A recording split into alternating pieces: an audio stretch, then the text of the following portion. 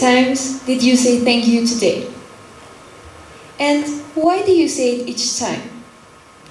Today, I would like you to think about how many times these words came out of your mouth. Were you aware of seeing them? These words have a social impact. But being profoundly grateful is going a step further than only uttering those two words. For the American Psychological Association, gratitude is a sense of happiness and thankfulness in response to a fortunate happenstance or a tangible gift. For me, gratitude is to sit down and ask yourself, what did I benefit on today, directly or indirectly? How we are supposed to be grateful if we are not aware of what life gave us. Searching on the internet, the first story that came out was this one about this little girl called Sam. Sam is a 6-year-old girl that was simply ungrateful. She envied her friends for their toys and constantly grumbled about the simple meals her mother prepared. One sunny morning, her grandmother invited her to take a walk. While they were in the walk, they came across this man who has a rich clothes. So Sam was so confused because he seemed happy. So Sam decided to go ask him, "How are you so happy with so little?" The man answered, "Well, I appreciate every little aspect, even the sun or being able to breathe." At that moment, Sam's perspective changed completely, and she became a new person with a different mindset.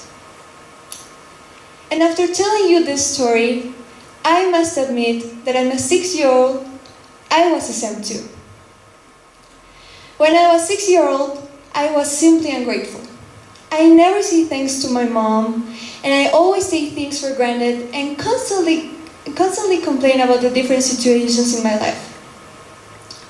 One night, my mom, tired of my attitude, sat me in the living room and told me, "Tomorrow, I won't do anything for you.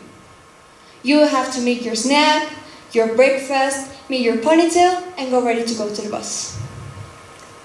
I remember that night saying proudly, "Yes, I'm going to be able to do it." The next morning, I woke up completely sure of myself. But as the time went by, this confidence faded.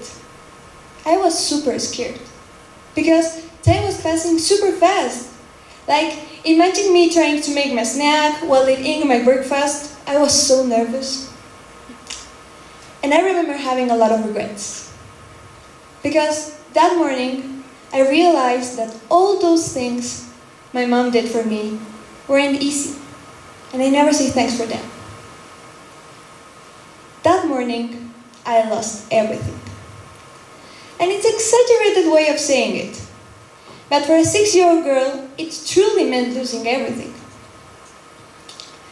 While my mom watched me fail, she took pity on me and made my ponytail. She was mad. But she swallowed all her ego and held me anyway.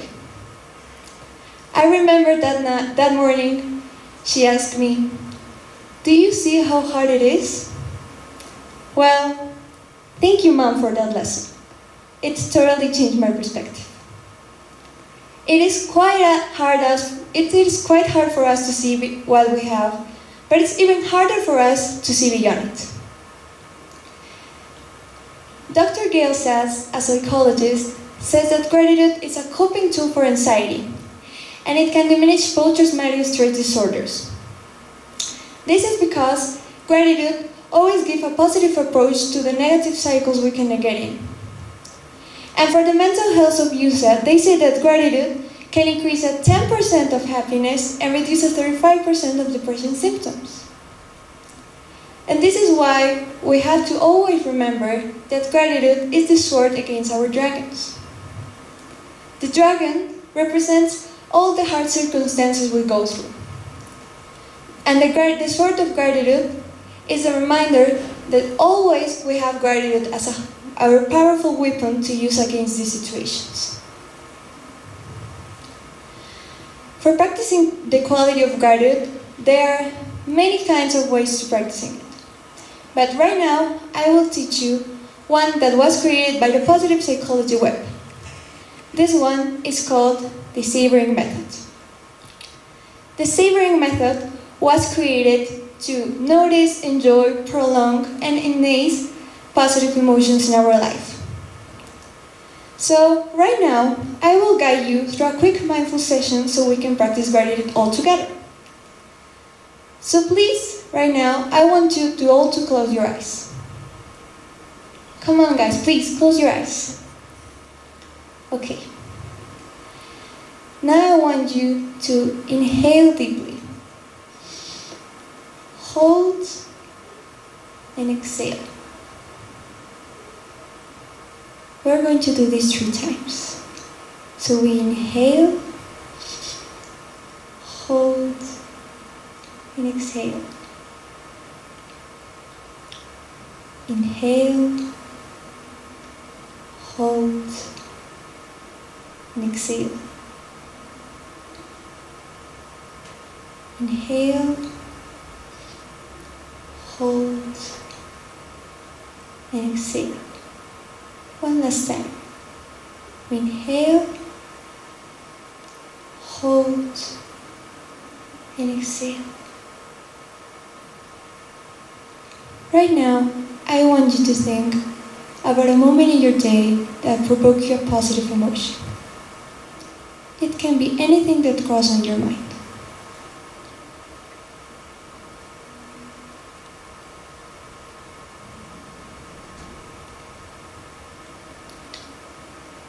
When you have it in your head, you start savoring it. What do you see, smell, or hear? And try to connect with all your senses.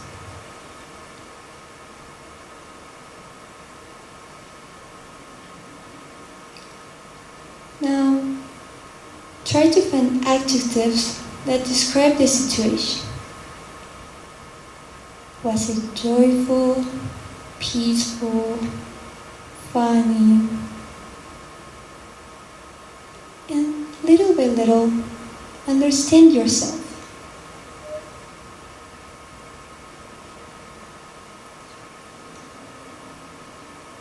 So, right now, embrace that moment. Give thanks for having it. Now, inhale deeply, and while you exhale, open your eyes slowly.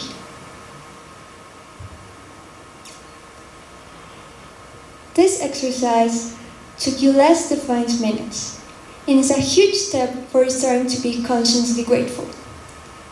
We do not need hours for practicing gratitude, because giving it some time a day is enough to connect with the joy of life. So right now, I want to say thanks for all the things I sometimes take for granted. So, thank you, Mom, for making my lunch at 6 a.m. even though you fell asleep late. Thank you, Dad, for taking the time you don't really have just to see me. Thank you both for all the economical and emotional privilege that I have. Thank you, love, for being patient enough to understand me even the days I don't understand myself. Thank you, friends, for listening to me even though you have your own problems. Thank you, teachers, for giving us your best smile no matter how hard your day is. And you know, thank you to the farmers who take care of all those chickens so I can have an egg as a breakfast. And I would like to thank the chicken too. Gratitude is to appreciate every little aspect of life, everything the world is willing to give us. Sometimes we're so used to take things for granted that we forgot how beautiful it is to hug the ones we love and say thanks. Because life is too beautiful not to sit down and say thank you. Please, do not wait to lose everything to realize what you really have. Thank you all for listening.